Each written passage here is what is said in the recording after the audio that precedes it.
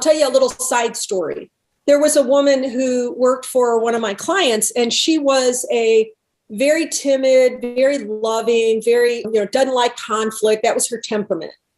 And she worked for the CIO, who was the one bringing in the project and was very lovely. And she also had to do work for the CFO, who was not involved in the culture change at this point. And he was very much lead by intimidation and proud of it. And so she was having an issue with him because he would tell her to come to a certain location to work with him, and then he wouldn't show up. And this happened repeatedly, and she was very conscientious, so it freaked her out, like, oh my God, did I get the wrong location? Did I get the wrong date and time? What am I going to do? And so it was very frustrating. And she didn't know how to deal with it because this, first of all, it's her authority figure. And second of all, she's terrified of it blowing up in her face or her hurting somebody. Right. So what she did was she learned this tool we teach called the frustration tool. It's like this. I don't like it when you do this, and you state the behavior. And that's straightforward. And then the next part of it is because what I most want, that's the basic, this is what I desire with you. And then the third thing is asking for the behavior change. So what I want is, are you willing? So she thought, oh, this would be great for me to use with the CFO. So she goes to him and she says, hey, I just wanted to let you know, I don't like it when you cancel meetings, because what I want is I want to feel really secure in doing the best possible job for you. And I want us to have really strong teamwork where we have great communication. So what I want is for you to text me or email me or call me if you change a meeting. Are you willing?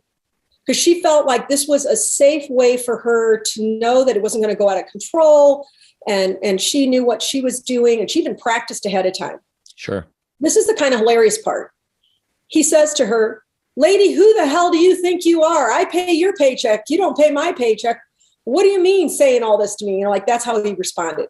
So she called me afterwards and she said, oh my gosh. And, she told me what happened. And I said, so if you weren't worried about what he did, how did you feel about your yard? We call it your yard. When you took care of your yard. She goes, well, honestly, I was pretty proud of myself. And I said, yeah. I said, why don't you just stay in your yard and appreciate that you had the courage and you used a tool that you didn't disrespect or hurt anybody. And she said, yeah, thank you. I'm going to do that. So about 4 months later, now this doesn't always happen, but about 4 months later, she calls me and she says, you know what? He keeps coming over this way because, she's in a department. And he says, what is this stuff you guys are doing over here? And she said, oh, we're just doing this culture change stuff with Lifework systems. And he says, well, we got a lot of gossip over in our area. And she's like, yeah, we used to have that kind of stuff too. She's just kind of low key in it. And she tells me he's never done that thing to her again where he cancels a meeting, even though he was horrible to her, never apologized or anything. And then she heard him go into the CIO's office and say, what is this stuff you guys are doing over here? And what was happening was people were moving from his department to this department. And then they were like, oh my God, it's night and day over here. Right. And he knew that it was different and he knew that it was better. So my point is that you can be straightforward, but if you don't have the tools, somebody to support you in practicing them and to support you even when the other person goes nuts, it is always a risk to be straightforward. I mean, she could have been fired, but probably wouldn't have been. How can you fire her over that? But it's terrifying for people to be straightforward in certain conditions. And so I wrote an article one time called Sometimes Transparency Can Become a Bloodbath.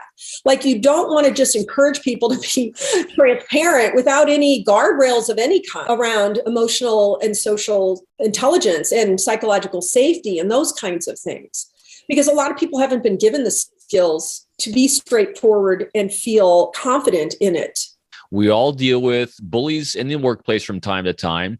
And this is another great example of when you can't change the behavior of a bully, the only other thing you're left with is, what can I do to affect the people around them? Even this woman, even though the outcome wasn't what she was hoping for with him, she felt better because she was training him how to treat her. Like, yes, even putting up with his behavior all those other times was training him that it was okay to do that to her. Right. And she has such a loving heart, which most people do.